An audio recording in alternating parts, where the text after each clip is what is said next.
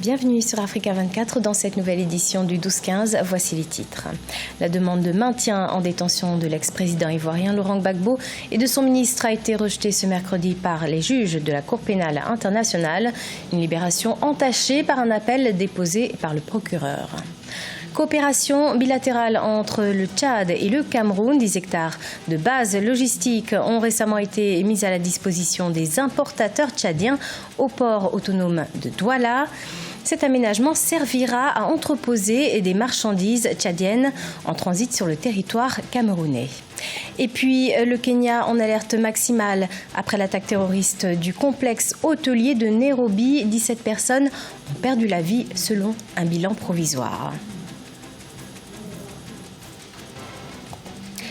La demande du procureur de maintenir en détention Laurent Gbagbo et Charles Blé Goudé après leur acquittement pour crimes contre l'humanité a été rejetée ce mercredi par les juges de la Cour pénale internationale. On fait le point avec Corinne Camdem. Goudé acquitté. C'est la décision des juges de la Cour pénale internationale confirmée ce mercredi 16 janvier 2019. L'ancien président ivoirien Laurent Gbagbo et son ancien ministre de la Jeunesse Charles Blé Goudé étaient accusés de crimes contre l'humanité commis pendant la crise post-électorale de 2010 à 2011. À la majorité, la Chambre, avec l'opinion dissidente de la juge Karbucha, rejette la requête présentée par le procureur de maintenir M. Gbagbo et M. Blé Goudé en détention et demande au greffe d'obtenir les assurances nécessaires auprès de M. Gbagbo et de M. Blé Goudé et de leurs conseils principaux respectifs pour garantir le retour de M. Gbagbo et ou M. Blé Goudé si et au moment où leur présence au siège de la Cour serait requise, comme nous l'avons dit ce matin. Incarcéré depuis 4 ans avec Laurent Gbagbo, dont il a été le ministre de la Jeunesse, Charles Blé Goudé, le co-accusé, retrouve également la liberté après son acquittement. Son parti, le COJEP, Congrès de la jeunesse panafricaine, se prépare à son retour. Pour Simone Gbagbo, l'ancienne première dame ivoirienne, ce dénouement est un espoir pour une véritable réconciliation en Côte d'Ivoire. Je voudrais en profiter pour vous remercier pour toutes ces années où vous avez diffusé en direct le procès. On est très heureux. Le sentiment, c'est que c'est la justice qui est rétablie, c'est la vérité qui a triomphé. Et ça, c'est une très bonne chose. C'est une chance qui est donnée à la Côte d'Ivoire, une vraie chance qui est donnée à la Côte d'Ivoire de se retrouver, de se réconcilier, de se pardonner mutuellement, pour que le pays puisse démarrer sur de nouvelles bonnes bases. L'ancien président ivoirien Laurent Gbagbo et son ex-ministre Charles Blé Goudé, dont le procès a démarré en janvier 2016, recouvrent immédiatement la liberté. Et tandis que les juges ont ordonné ce mercredi 16 janvier, dans la journée, la remise en liberté de Laurent Gbagbo et de son ancien ministre Charles Blé Goudé, un appel a été déposé dans la soirée par le procureur Fatou Bensouda.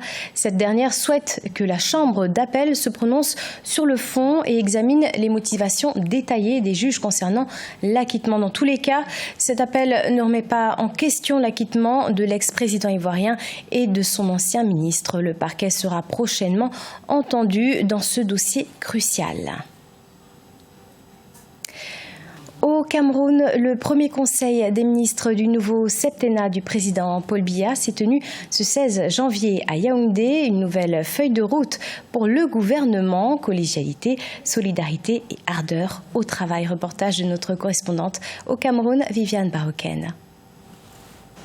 Le président de la République, Paul Biya, a présidé ce 16 janvier 2019 un conseil des ministres, lequel survient après le réaménagement du gouvernement le 4 janvier 2019. Aux membres de l'équipe gouvernementale, le chef de l'État, Paul Biya, a prescrit l'application des mesures édictées le 6 novembre 2018 lors de son investiture. Priorité à la santé et à la paix que le Premier ministre, chef du gouvernement et son équipe entendent bien implémenter. Le président de la République vient de nous tracer sa feuille de route. Et il a demandé la collégialité, il a demandé la solidarité gouvernementale, et l'ardeur au travail.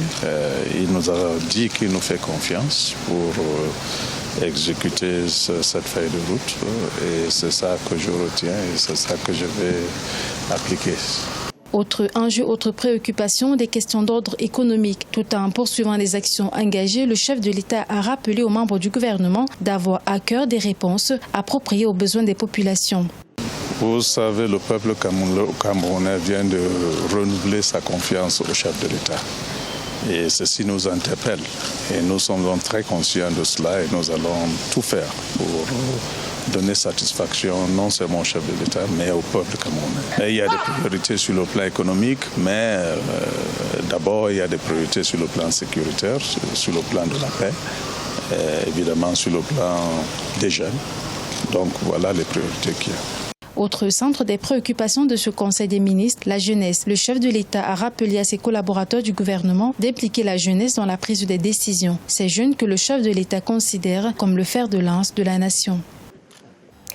Un nouvel espace de 10 hectares dans l'enceinte du port de Douala vient d'être mis à disposition des importateurs tchadiens par les autorités camerounaises.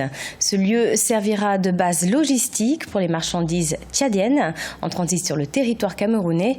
Un aménagement qui vise à améliorer la qualité des prestations dans cette enceinte portuaire. Corinne Kamsefehem. 10 hectares de base logistique ont récemment été mis à la disposition des importateurs tchadiens au port autonome de Douala. L'espace servira pour l'entreposage des marchandises tchadiennes en transit sur le territoire camerounais. Il s'agit pour les autorités camerounaises de fluidifier et de sécuriser le transit des marchandises des opérateurs économiques de ce pays voisin au sein de cette plateforme portuaire. 340 milliards de francs CFA de marchandises tchadiennes transitent chaque année au Cameroun via le corridor Douala-N'Djamena. Maintenant qu'on a avancé sur le problème de l'entreposage au niveau des terminaux, il faut maintenant travailler sur l'amélioration des corridors et aussi peut-être qu'il faudrait que le Cameroun devienne plus attractif, baisse des coûts et voir comment est-ce qu'il peut permettre d'attirer beaucoup plus de gens. Cet aménagement intervient après les nombreuses récriminations faites à l'encontre des autorités portuaires camerounaises par les importateurs tchadiens. Ils dénoncent de nombreuses tracasseries vécues au port de Douala. Selon de nombreuses sources, le port autonome de Douala aurait perdu 50% des parts de marché sur les marchandises à destination du Tchad et même de la République centrafricaine. Il faisait face à une transformation du contrôle routier qui était devenu insoutenable parce que les agents sur le terrain profitaient pour mettre en place un système de rente qui était finalement au détriment des transporteurs. En août 2016, le Tchad et le Cameroun ont conclu un protocole d'accord en matière d'assistance administrative mutuelle concernant les douanes. Le Togo riposte contre le virus Lassa. Cette infection virale se transmet à l'homme par l'intermédiaire de différentes espèces de rongeurs. Un cas de décès a déjà été confirmé dans le nord du pays. Le ministère de la Santé appelle les populations à la vigilance. Emefa Kofi. Le 8 janvier 2019, le Togo a enregistré son premier cas de décès dû au virus Lassa dans le nord du pays. Ce cas avait été confirmé le 4 janvier dans le district de Doufelgou. Le 10 janvier, un autre cas suspect a été signalé après l'inhumation de la victime à Sokodé. Des tests de confirmation n'ont pas pu être réalisés. Depuis, les mesures urgentes sont prises aussi bien au plan national que sous-régional pour éviter des cas d'épidémie. Ces signes, c'est la fièvre, c'est les vomissements, c'est la diarrhée, c'est un peu les douleurs musculaires et c'est les saignements aussi. Toutes les stratégies sont mises en place. La prise en charge, la surveillance et la détection rapide. Le laboratoire fonctionne. Afin de circonscrire la maladie, environ 75 personnes ont été mises en quarantaine. Les mesures d'hygiène sont fortement recommandées pour éviter la maladie. La première des choses, c'est d'éviter tout contact avec ces malades et particulièrement avec leurs excrétions. Dans toutes les maisons, on protège correctement nos restes de repas.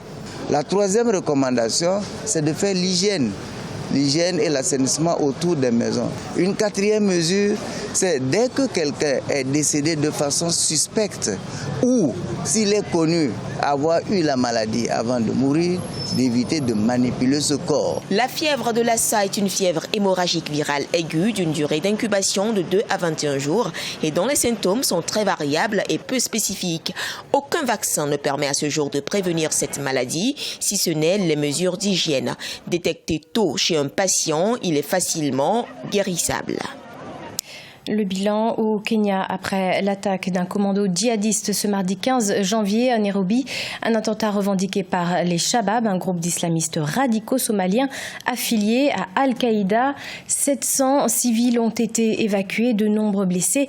17 victimes ont perdu la vie. Les détails avec Michael Dingoswa. Nairobi, la capitale kenyane, est en alerte maximale. Une attaque terroriste a eu lieu dans le complexe hôtelier d'Uzi D2, ce mardi 15 janvier 2019. 4 hommes équipés d'armes automatiques et des grenades ont fait éruption dans l'hôtel lourdement armé, faisant ainsi des victimes. J'étais au téléphone, je travaillais comme d'habitude, puis j'ai entendu une énorme explosion juste derrière moi et j'ai immédiatement pensé qu'elle venait de l'hôtel du site. Je me suis ainsi levé et j'ai lâché le téléphone, puis chercher les clés de ma voiture.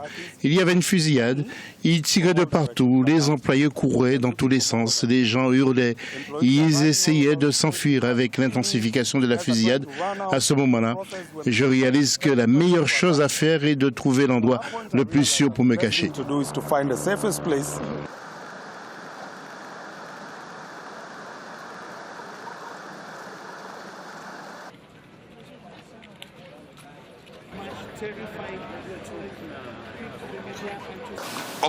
Nous prions pour ceux qui ont été touchés et nous souhaitons un prompt rétablissement à ceux qui sont blessés.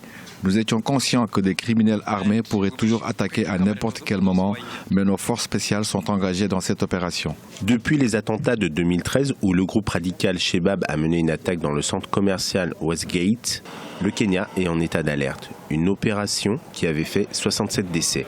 À noter que le bilan provisoire de l'attaque de ce mardi est de 17 victimes. Ce journal a été préparé par la rédaction. Merci pour votre fidélité. Dans quelques instants, une nouvelle édition de l'actualité sur Africa 24.